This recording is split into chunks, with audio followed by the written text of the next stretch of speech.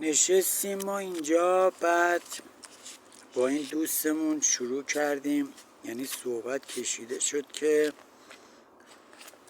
در مورد احساس نسبت به پدر و مادر. آخه چند وقته توی این یوتیوب ما شروع کردیم در مورد بیان احساس، چون اول از اون که من اصلا باید بشناسم احساسو، یعنی تشخیص بدم احساس چیه، یعنی چه تأثیراتی رو من میذاره، چون کلام بیمورد نیست دیگه، مثلا نفوذ کلام بیمورد نیست.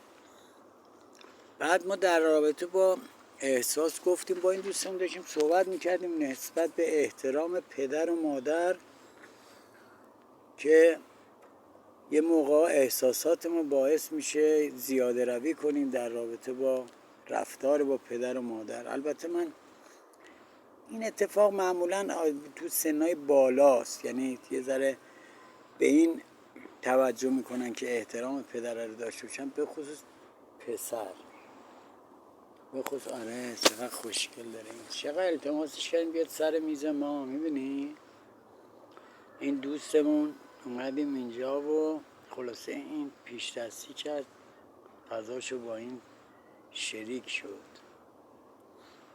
و این عمو بهنام یکی از پسرای بسیار خوبه که دل رئوفی هم داره. آره در رابطه با همین داشتیم باهاش صحبت میکردیم که ما رفتارمون با پدرامون مادرامون که چه شکلیه و این احساسامون باعث میشه، چون ما احساسات بعداً باید 3 بخش بشه: درک احساس، کنترل احساس و بیان احساس.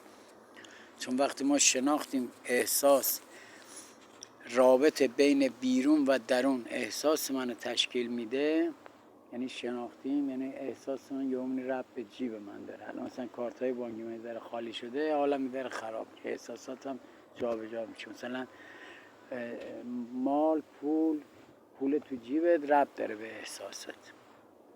بعد یه جایی باید کنترل کنیم و یه جایی باید بیان کنیم و یه جایی هم باید درک کنیم احساسات. بعد ما اکثر بچه‌هایی که موفقن و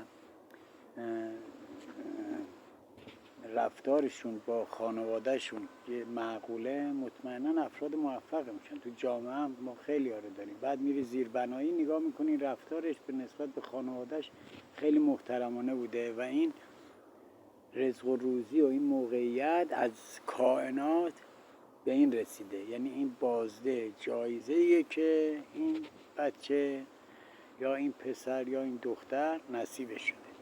حالا من خودم اونایی بودم که اصلا ادب نداشتم در خانواده و بسیار مغرور بودم نسبت به پدر و مادرم. حالا نمیدونم حالا چه توجیهی براش بگم که بچه بزرگ بودم، فرزند بزرگ بودم، حالا پسر بودم، این عکس العمل داشتم. حالا اونم باز جای سوال داره که این خودش چیز توجیهی نداره.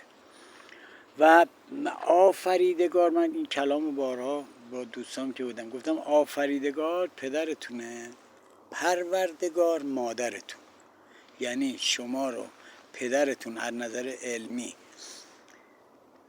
به قولی تو کمر اینه، بعد با اون عملی که انجام میشه مادر میشه چی؟ میشه پروردگار.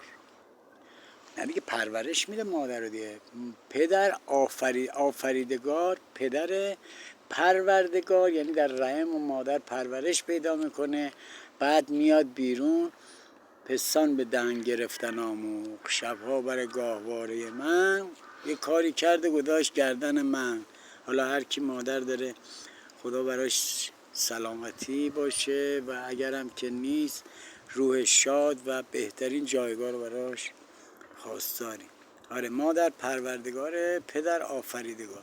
و ما به اشتباه یه موقع یه چیزی میخواییم میریم پیش مادرمون، یا میریم یه خدای توهمی، مخصوصا پسر میریم پیش خدای توهمی دستو میگیریم، در صورتی که آفریدگارت اونه، پدره. شما میری پیش پدر خودت، میری پیش بیان آرزوها الان مثلا قشنگ داریم نمیگه که صحبت نمیکنیم پسر برای ما که بعد بیان میری شما پیش پدرت میگه آقا اصلا آرزو داریم آقا من میخوام امتحان قبول شم نمیدونم میخوام فلان ماشین رو بخرم سر کار فلان میخوام برم پدر اگه دوست آشنا داشته باشه این ور اون ور میزنه خودش داشته باشه به در و دیوار میزنه حالا جالب اینجاست یه چیزیه که قرار مدار بین ربمون بین اون بزرگمون بین اون خداوند بین اون خالقمون که برای پدر این اتفاق میفته کافیه پدر دلش بشکنه اون موقع است که کائنات دست به کار میشه